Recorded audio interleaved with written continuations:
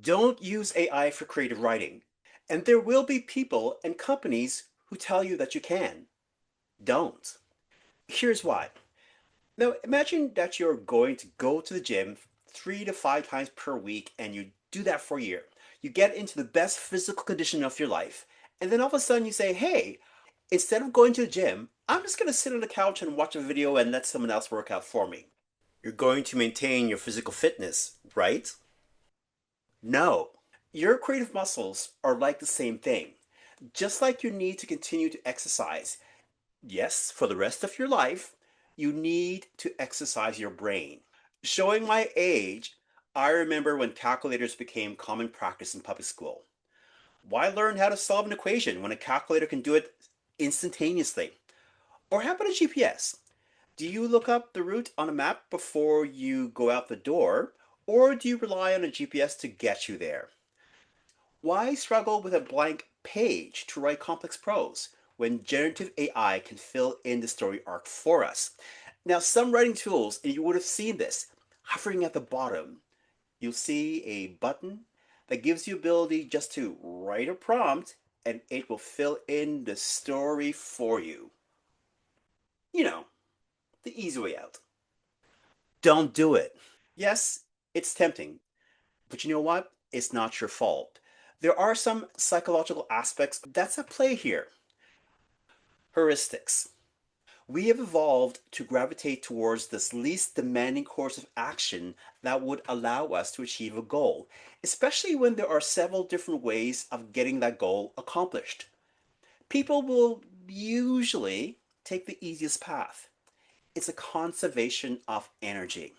To understand the psychology of AI, we also need to look at cognitive offloading. What exactly is cognitive offloading? This is at the heart of my research into authors who use AI to write novels. Sure, you can do that, but should you? Again, conservation of energy is an evolutionary trait that is at play here. Tasks we used to do in our heads are now outsourced to technology, so we no longer have to learn those skills, and it weakens our mental muscles. The same thing applies to the use of these tools for creativity. For example, the recent MIT study demonstrates that the use of AI is making us dumber by degrading our executive function and creative muscles. This type of behavior of taking the easiest way out comes with a high cost. There is a worrying self-fulfilling cycle at play. The more we offload to AI to save time and energy, the less equipped we are to think deeply on a subject. The less we know about a subject, the more tempting it is to reach for a generative AI to solve problems for us. Companies know this, and they are relying on these common psychological traits that will dictate human behavior to ease its path into our creative endeavors. That MIT research demonstrated something quite disturbing. Many of those in the study who relied on LLM to guide their writing of an essay struggled to recall the content later on because they didn't write it. It became a memory exercise rather than a creative one. A study by Michael Gerlich at the Swiss Business Institute showed a clear pattern. Heavier users scored lower across the board. Gerlich later said that hundreds of teachers contacted him afterwards after the study was published, all reporting the same pattern in their classrooms. Students relying heavily on AI, yet struggled when forced to think independently. Now, I promise you a nuanced approach to AI usage. And I mean that. So, let's look at one other psychological trait that is working against us: fear of the unknown. Our reptilian brain, the amygdala, has kept us alive as a species for tens of thousands of years. By instantly triggering a flight, fight, or freeze response, we are biologically wired to fear change in our environment until evidence proves otherwise. Consider the sound at night of something rustling in the bush. Is that a wolf? Yes, I live in Canada, and yes, wolves abound in cottage country. Or is it something less sinister, like a raccoon?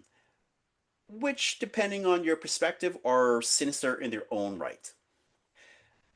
To survive, humans have developed the habit of fearing the unknown until information is gathered.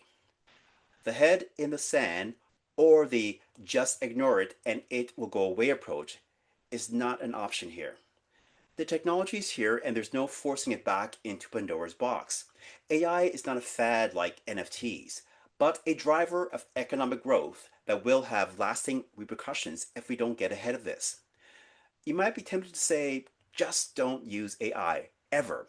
Or, hey, slow down and stop this altogether. But companies are not stopping. We need to actively engage in designing how we work with it safely, responsibly, and ethically. We can't afford to sleepwalk into another unregulated social media type disaster.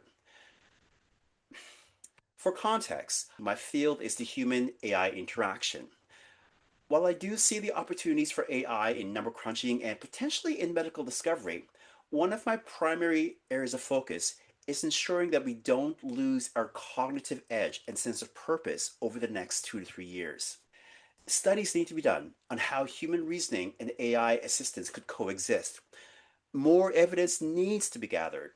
My work has shown me that there is a middle ground here, but there is huge difference between using AI as it was intended, as a productivity tool, and letting it think for you. You should be leading the AI. AI should not be leading you. If you already know how to do something and it would take time to do it, for example, research.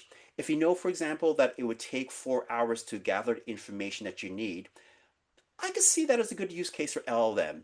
It will gather the research for you in minutes, but it's still your responsibility to go in and check your sources and, yeah, to read the sources for your comprehension so you too understand what the LLM is given to you. But if a task requires extended hours of creation and ideation, this is where you come in. This is where you need to say, no, I need to do this work myself without the struggle, without the writer's block that forces you to look at different angles of a potential plot or think differently about a character and their motivations. Your executive functioning, your creative muscle will atrophy. Nobody thinks that once you're physically fit in your 30s that you will never have to go to the gym again. Fitness only lasts if you keep going to the gym. Ironically, this is not new. Each time we face this in history, we found ways to integrate these tools into our lives. And that's another human trait. We are curious people. We love asking questions and trying to figure things out. We are resilient. Yes, AI has the potential to atrophy reasoning itself. If we're skipping creative thinking, we're losing the ability to imagine new ideas. Writing for ourselves, even though there are those who are telling us we no longer have to, that is what is going to help us maintain our cognitive edge in the age of AI. Hey, if you like what you heard, hit subscribe, give us a like, and we'll see you in the next video.